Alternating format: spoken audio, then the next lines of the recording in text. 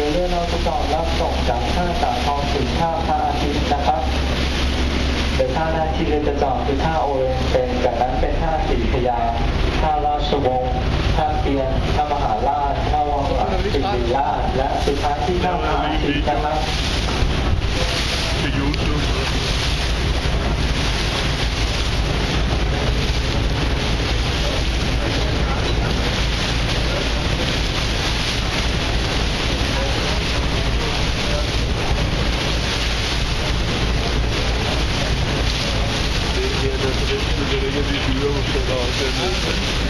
Men det der Ibis over, det kostede